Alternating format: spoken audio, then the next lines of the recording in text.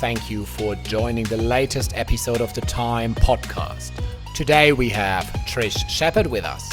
Trish is the managing director and founder at Black Sheep Tourism. And Trish was so brave to found her new company in the middle of the pandemic. Trish is further a very strong supporter of the Time community, being a mentor herself since 2013. I can't wait to hear what Trish has to share with us, so please warmly welcome the one and only Trish Shepherd. Hello and welcome back to the newest episode of the Time podcast. Today with Trish Shepherd.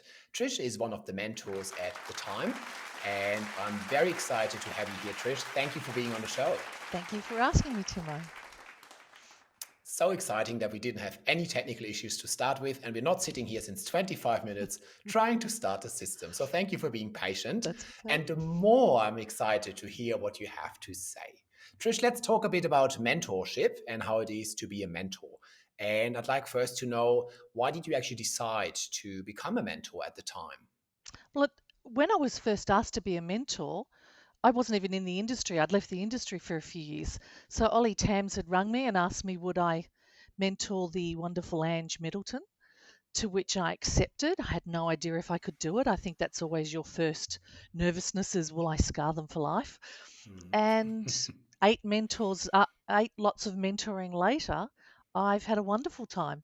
So it's been a wonderful experience. I can recommend it to anybody. To do.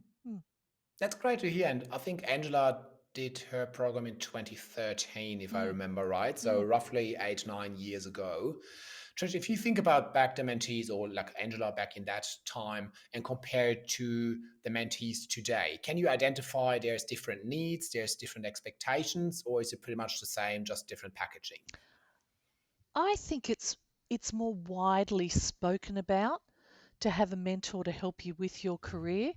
If I think back 8 to 10 years ago, a lot of people, not Ange, but a lot of people considered that the company should provide their education, and there was a lot of up and coming, wonderful people that sort of said, no, I'm going to be in charge of my own career, and started getting mentors. And I think today now it's widely accepted that everyone needs to have one or two different mentors in their life at any one time.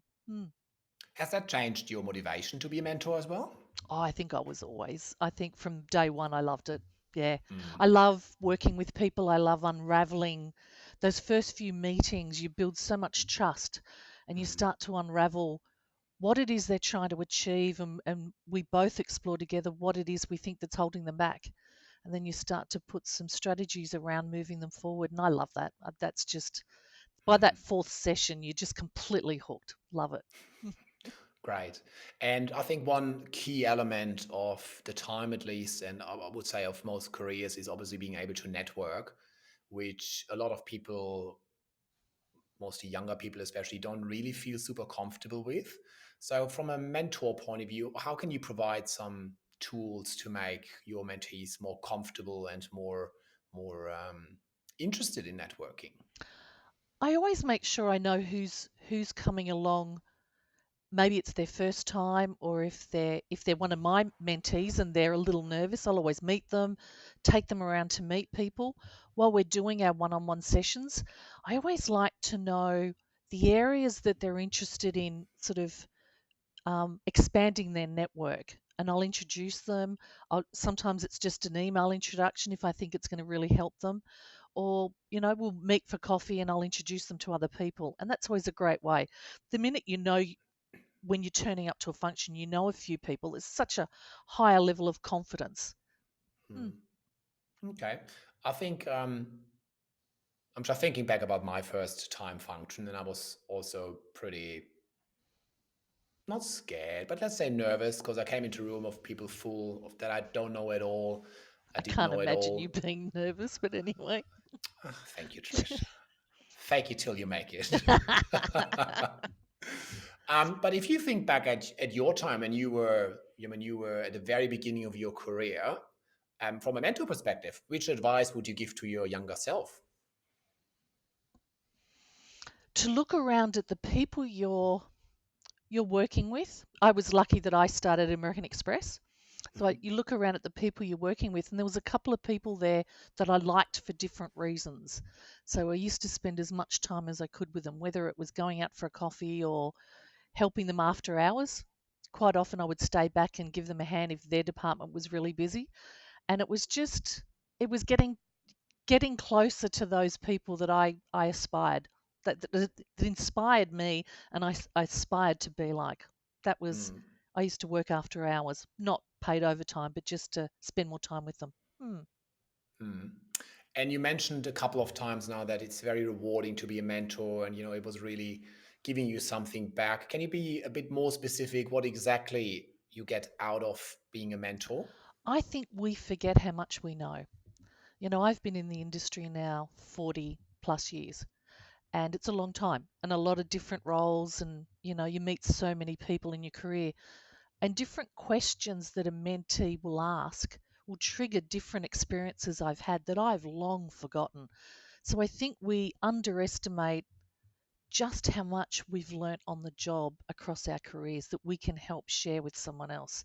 And sometimes it's those examples, and some of them, didn't start so well, and you'll admit to it and you'll go, okay, this is how I approached it the first time, and then I tried it this way, and then this particular situation, it just seemed to work.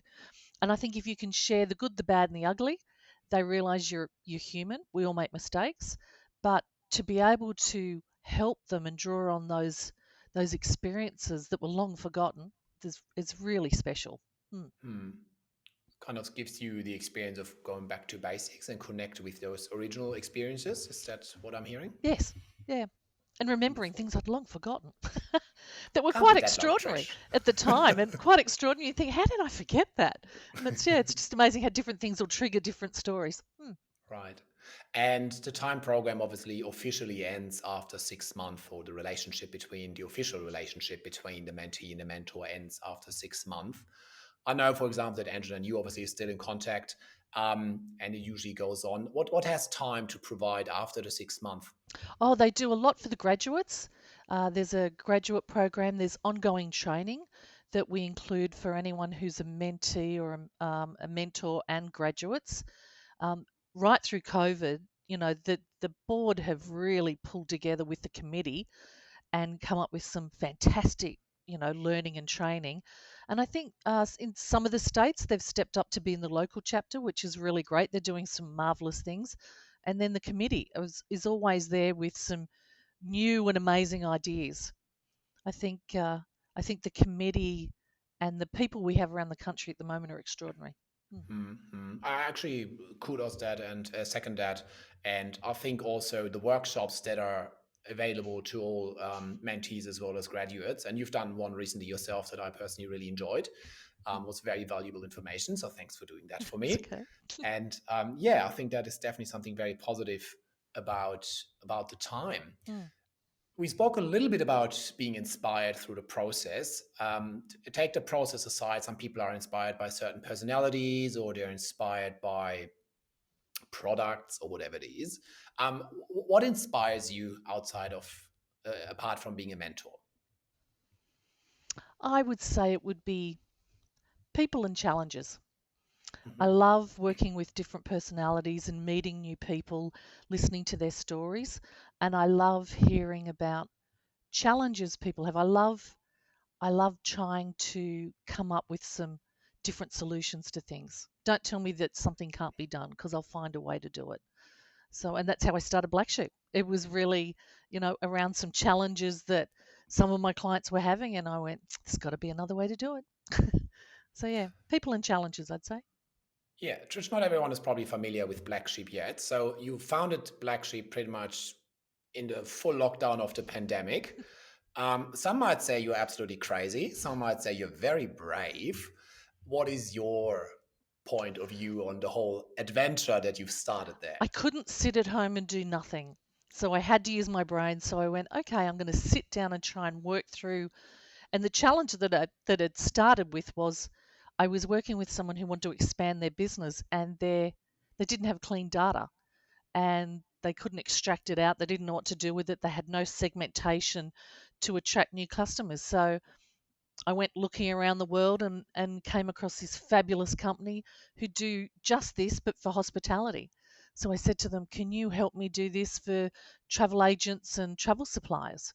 And so we started working on a product for me, and now we have the finished product, and I launched it 3 weeks ago, where we can pull information from any system in the travel industry, and there's many of them, and they're all quite old, and we can come back to them with cleansed data as well as segmentation for their customer base. So yeah, that was a lot of fun to work on during lockdown and use my brain instead of feeling miserable. I think what you've done there is amazing, and being brave to do that in a pandemic, in a very uncertain future for the Mm, travel industry. No one really knows how quickly or not quickly we will recover. So I think what you do is absolutely wonderful, thank and you. you're obviously a huge asset to the time and to this industry. Um, I have a last question for Okay. you. So something, you might have heard that question before. Something you bought for yourself in the last, let's say, 6 months. Look, it's pandemic. Let's make it 8 months for around $100 or less that has really contributed positively to your life. I would say it would have been a secondhand book I bought, and I read it maybe 2 months ago, and it's about mentoring, but I didn't buy it for that reason. It's a true story about a fabulous old man in the States who was a professor, and it's called Tuesdays with Maury. Mhm. Don't know whether you've heard of it. So it's a true story, and um, Maury's student looks him up after many, many years. They were very close, and he was his mentor at university. Looks him up to find that he's dying. So he turns up every Tuesday until Maury passes away, and he writes a book about the experience. And it's fantastic. Recommend it for anyone. It's not very big, won't take you long to read it. Very moving. It sounds like a very Loved it. powerful story. Mm, Yes, awesome. So we put the title and the author in the little description box, of course, okay.